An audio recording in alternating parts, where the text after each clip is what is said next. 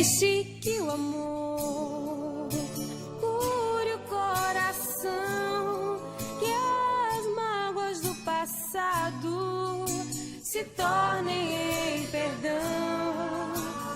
Deixe que o olhar do Cristo, seu Senhor, transforme a sua vida, lhe faça um vencedor.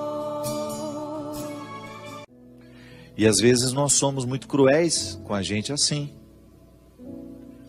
Alimentamos por anos e anos e anos, sem perceber que estamos alimentando esse espírito de vítima. A vida não nos deve nada, não.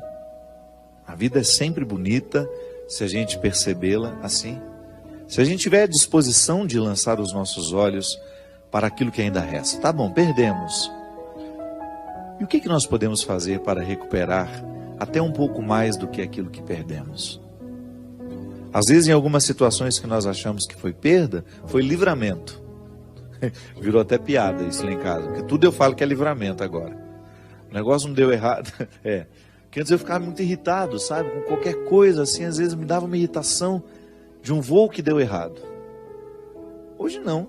Eu tenho tentado substituir a lógica do que me irritava para isso. Então tá bom, não foi porque não era para eu ir. Então eu vou aproveitar esse momento que eu tenho aqui e perceber o que deste momento eu posso extrair de bom. E quando a gente começa a abandonar esse espírito que às vezes é diabólico, por que é diabólico? Porque quebra dentro de nós a harmonia. Diabolos, no grego, é tudo aquilo que nos separa, tudo aquilo que separa, tudo aquilo que quebra. Então eu tenho, muitas vezes, sentimentos diabólicos. Se eu fico olhando para a minha vida e me acho um pobrezinho, que foi vítima, coitadinho de mim, essa autopiedade, isso é diabólico. É um sentimento diabólico.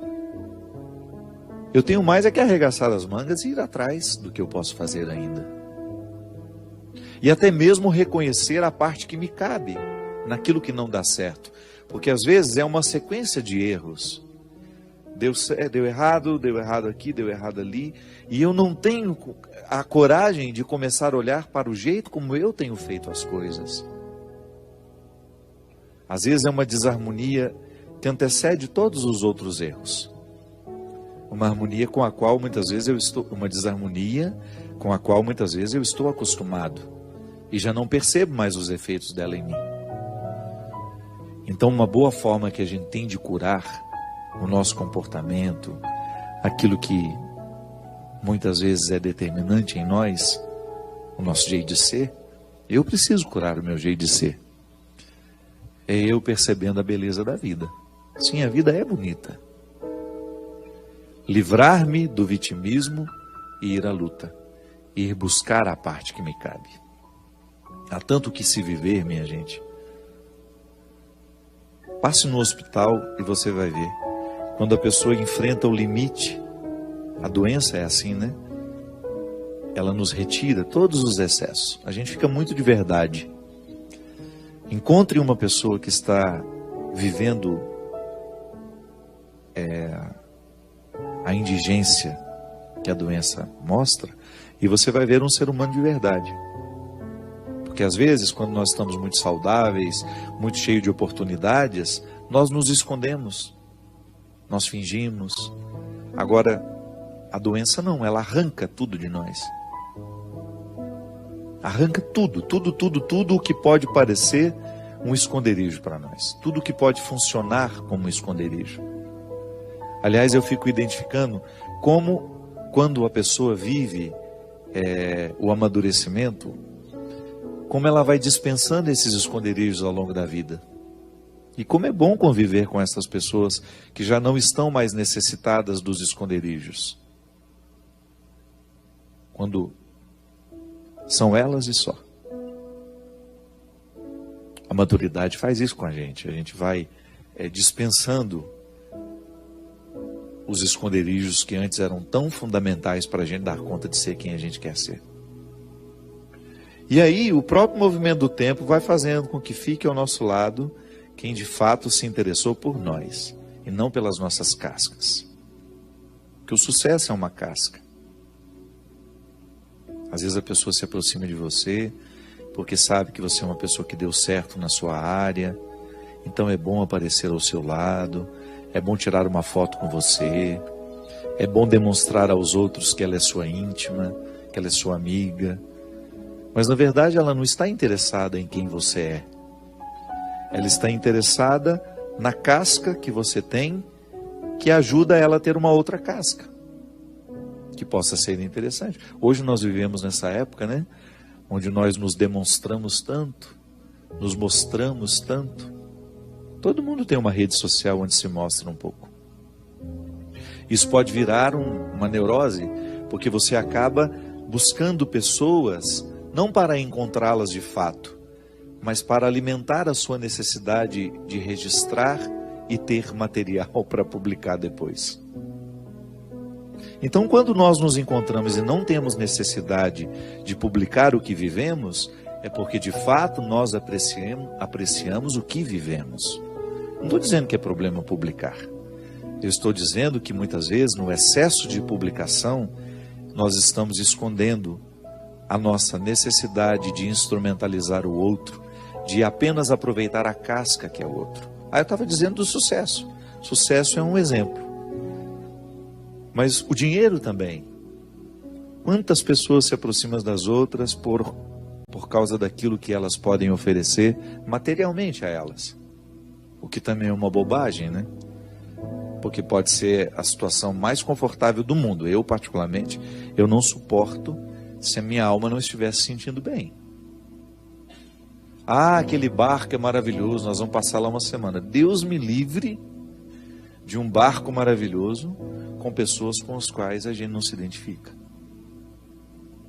Aquilo que pode parecer um paraíso, para mim é um inferno. Mas nós vamos fazer uma viagem linda, tudo de graça, tudo pago. E o que eu pago para estar lá? Emocionalmente. E tem gente que se sujeita a isso. Passar um final de semana ali ou aqui, só para aparecer, só para manter a casca que é sua e também dos outros. E aí o oco do coração vai acontecendo naturalmente. Nós vamos ficando ocos por dentro, porque a vida é tão para fora, e tão pouco para dentro, que nós vamos perdendo a própria alegria interior. Então, vencer tudo isso para que a vida valha a pena, requer uma reflexão diária. Requer um exercício diário de identificar onde é que nós, de fato, estamos nos exercendo. Você pode pensar que isso eu estou falando é a partir de mim. Não, falo de mim também, claro. Mas eu tenho certeza que você, em instâncias diferentes, vive o mesmo conflito que eu vivo.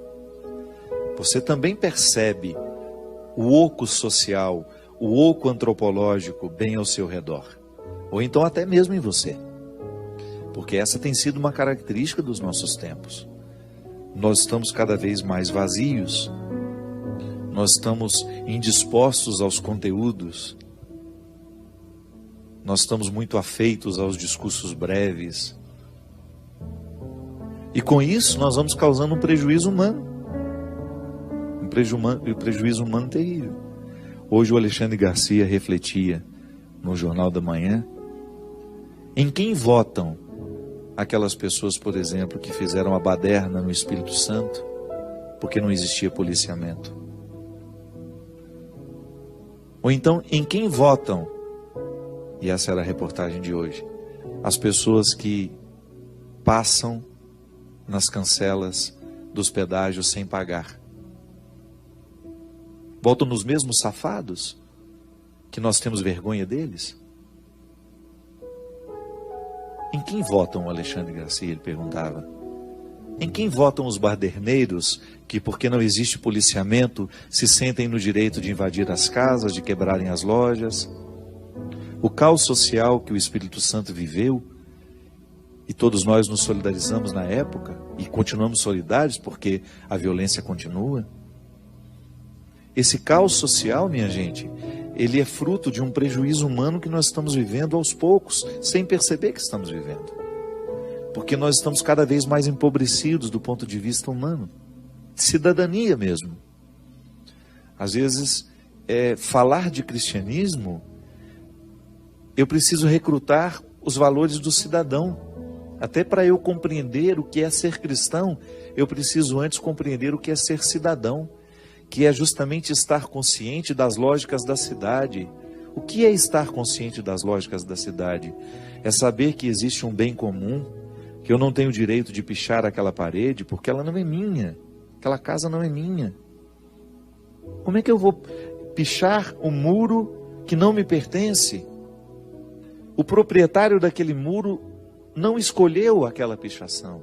Ele não pediu para que alguém fizesse. Aí nós vamos lá, nos sentimos no direito de comprar os nossos sprays e sair pichando a casa dos outros.